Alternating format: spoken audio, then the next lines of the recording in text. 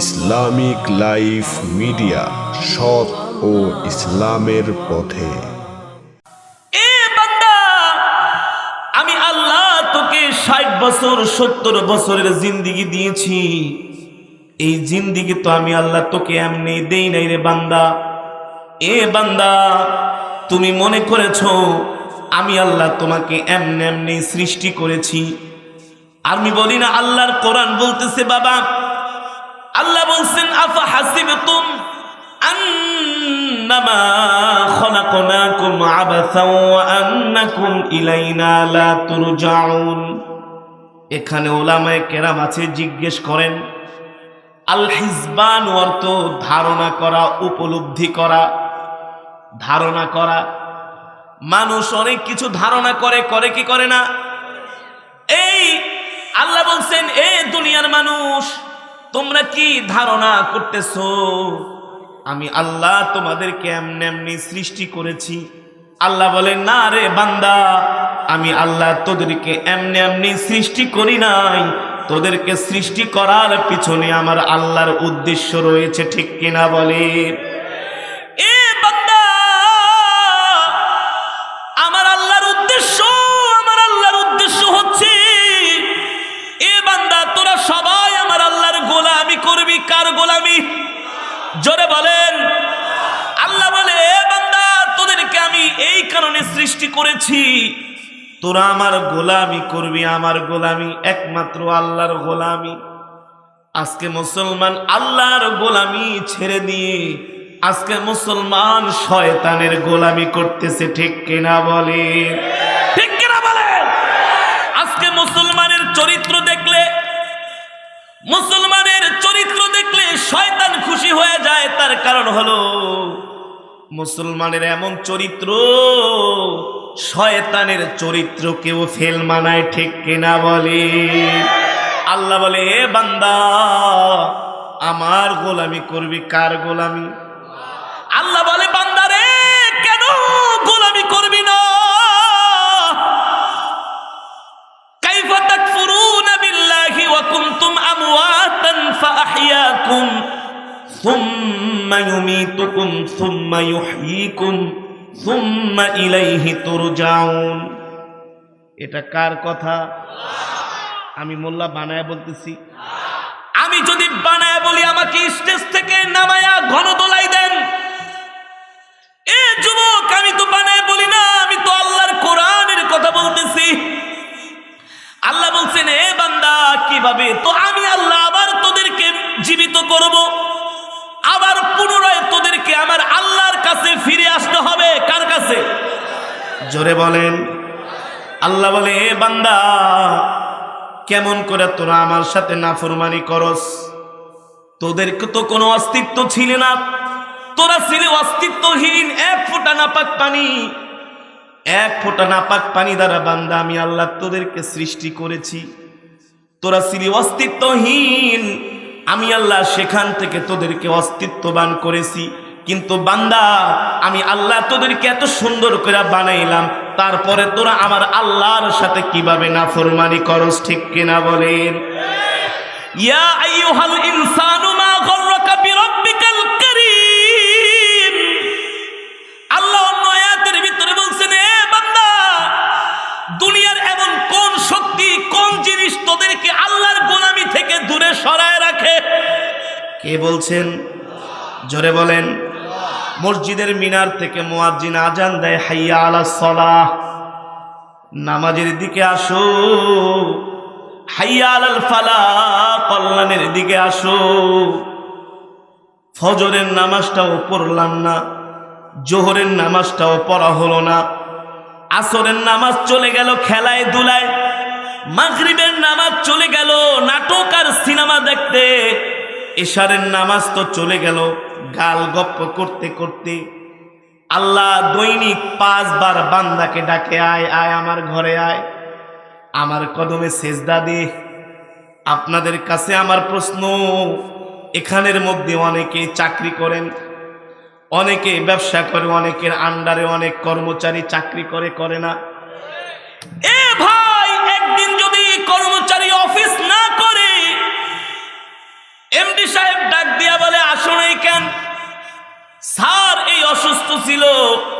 স্ত্রী অসুস্থ ছিল, আসতে পারে নাই, মা অসুস্থ ছিল, আসতে পারি নাই, বলে মাফ কইরা দিলাম।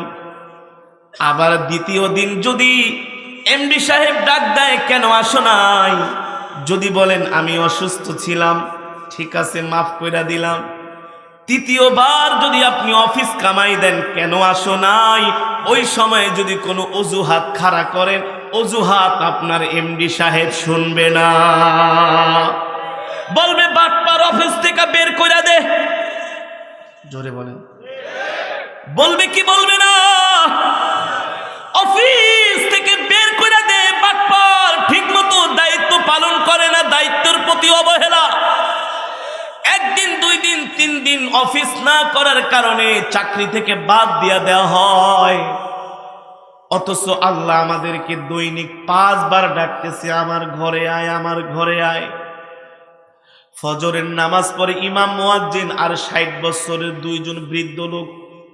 জোহরের নামাজে মুসল্লি হয় 3 জন, আসরের নামাজে 5 জন, মাগরিবের সময় 6-7 জন, ইশারের সময় আবার মুসল্লি নাই। ঠিক কিনা বলেন? অথচ আল্লাহ বান্দাকে দৈনিক কয়বার ডাকে? জোরে বলেন। মুয়াজ্জিন সুমধুর সুরে গভীর রাত্রিতে উঠে বলতেছে, আসসালাতু খায়রুম মিনান নাওম, আসসালাতু খায়রুম মিনান নাওম। মুয়াজ্জিন ডাকতেছে, আসো আসো, ঘুম থেকে নামাজ উত্তম। আমরা আমাদের 60 বছরের জিন্দিগিতে, 50 বছরের জিন্দিগিতে, 40 বছরের জিন্দিগিতে, 30 বছরের জিন্দিগিতে, 25 বছরের জিন্দিগিতে এমনও মুসলমান আছে কোনোদিন আল্লাহকে একটা পর্যন্ত সেজদা দেয় নাই। নাই? যারা বলেন শুক্রবারে জুমার আযান দিতেছে, ঘরের বারান্দায় বয়া সিগারেট খায়, নামাজে যায় না। ঠিক কিনা বলেন? আল্লাহ ডাকতেছে নামাজের দিকে আসো, আর হাতে বয়া কি করে? সিগারেট টানতেছে।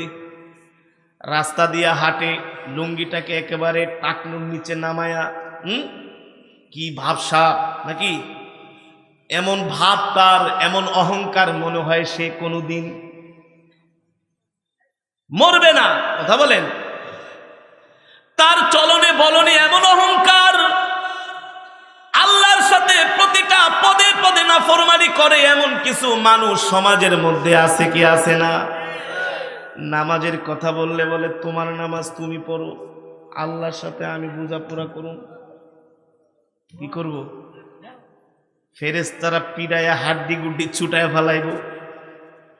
এই কথা শুধু দুনিয়াতেই বলতে পারবি না ফরমান, আল্লাহর সাথে তুই কি বোঝাপড়া করবি? আমার আল্লাহ তো এমন আল্লাহ, আমার মালিক যখন হাসরের মাঠে বিচারকের আসনে বসবেন, আমার আল্লাহর সামনে কেউ কথা বলার সাহস পাবে না। আল্লাহ যদি অনুমতি না দেন, ঠিক কিনা বলেন? আল্লাহর সাথে নাফরমানি, নামাজ নাই, রোজা নাই, হজ নাই, যাকাত নাই, কয় আমি আল্লাহর সাথে বোঝাপড়া করব। ও মুসলমান, এত আল্লাহর সাথে নাফরমানি করার পরেও কিন্তু আল্লাহ তাআলা রিজিক বন্ধ কইরা দেয় নাই। দিছে? আল্লাহ রিজিক বন্ধ কইরা দেয় নাই। চাইলে আল্লাহর সাথে নাফরমানি করার কারণে আল্লাহ প্যারালাইসিস রোগী দিয়া, রোগ দিয়া ঘরের ভিতরে বসায় রাখতে পারতো। আল্লাহ দেয় নাই। দেয় নাই কেন দেয় নাই? আল্লাহ তাআলা বান্দাকে এত ভালোবাসে, এত ভালোবাসে। আল্লাহু আকবার।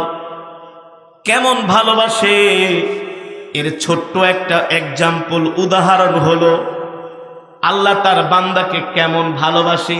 ছোট্ট একটা এক্সাম্পল, উদাহরণ হলো আল্লাহর নবী যুদ্ধ করতেছেন কাফেরদের সাথে। কাদের সাথে? আওয়াজ করে বলেন। আমি করব ওয়াজ, আপনারা দিবেন। মাইকে আওয়াজ নাই, কিন্তু আওয়াজ আপনাদের দিতে হবে ইনশাআল্লাহ। আমি করব ওয়াজ, আপনারা দিবেন কি? জোরে বলেন। এমন আওয়াজ দিবেন যাতে করে ইবলিস শয়তান আওয়াজের চোটে প্যান্ডেলের ধারে পাশে না আসতে পারে।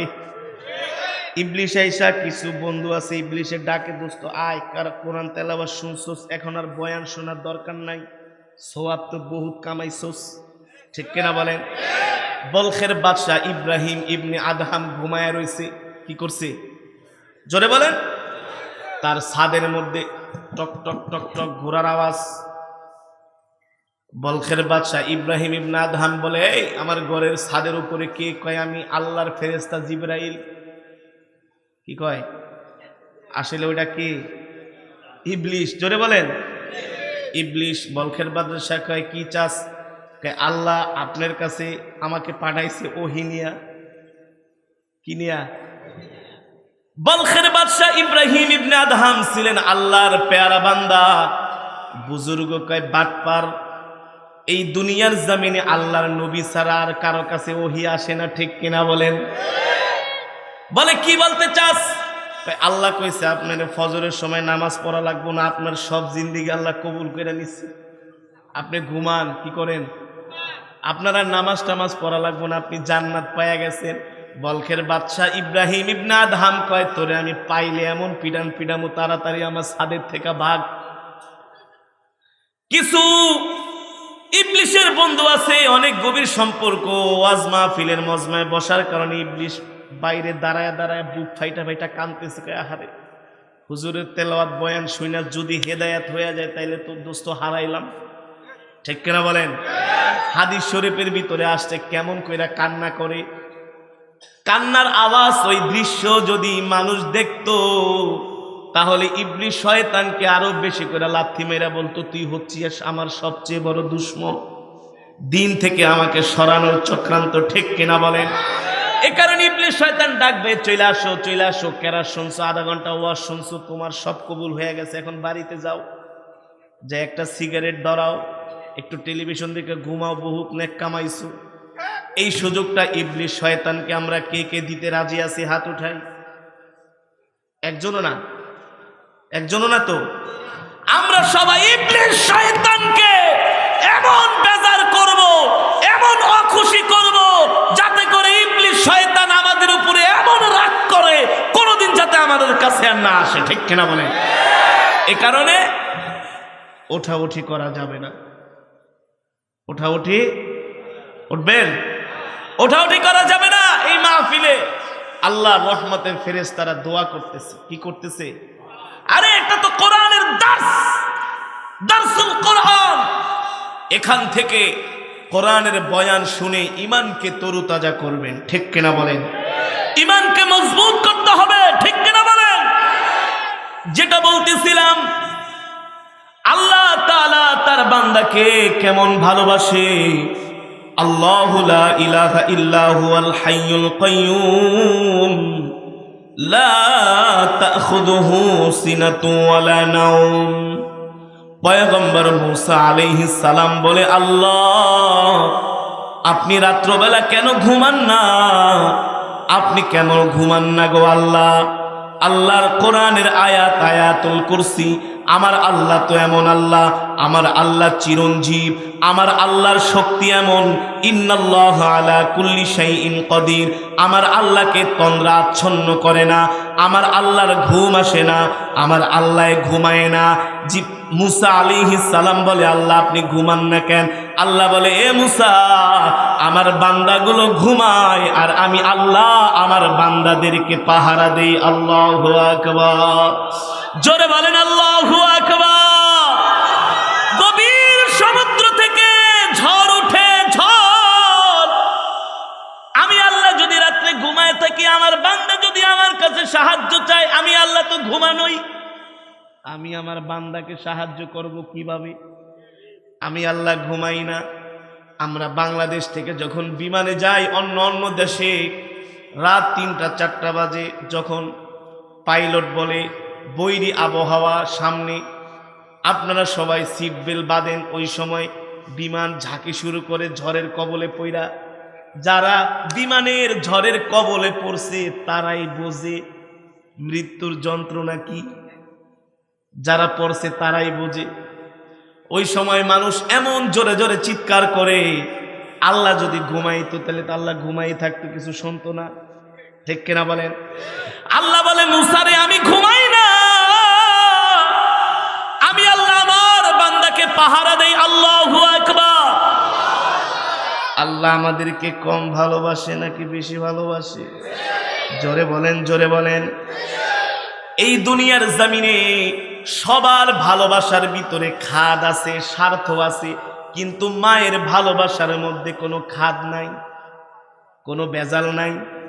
আছে? জোরে বলেন, আছে? মা বাবার ভালোবাসার মধ্যে কোনো ভেজাল নাই। স্ত্রীর কথা শুনা মাকে এত কষ্ট দেয়, এত কষ্ট দেয়, তারপরেও মা কোনোদিন সন্তানকে বদদোয়া দেয় না। ঠিক কিনা বলেন? মাকে এত কষ্ট দেয় সন্তান, স্ত্রীর কথা শুনা সন্তান মাকে পর্যন্ত মায়ের গায়ে হাত দেয়। এমনও ঘটনা আছে বাংলাদেশে, সন্তান মায়ের গায়ে হাত দিয়েছে, মা কোনোদিন পুলিশের কাছে অভিযোগ করে নাই, পাশের মানুষ যায় থানায় অভিযোগ করছে ওই ছেলেটা তার মায়ের গায়ে হাত দিছে। পুলিশ আসছে, পুলিশকে জোরে বলেন, পুলিশ আসছে সন্তানকে ধইরা নিতে। সন্তানের হাতে যখন পুলিশ হাত করা লাগায়, কলিজার টুকরা মা পুলিশের হাত ধইরা বলে, ভাই আমার ছেলেটা আমার গায়ে হাত দিছে, বোঝে নাই, বোঝে নাই, আমার ছেলেটাকে ধইরা থানায় নিও না। ঠিক কিনা বলে?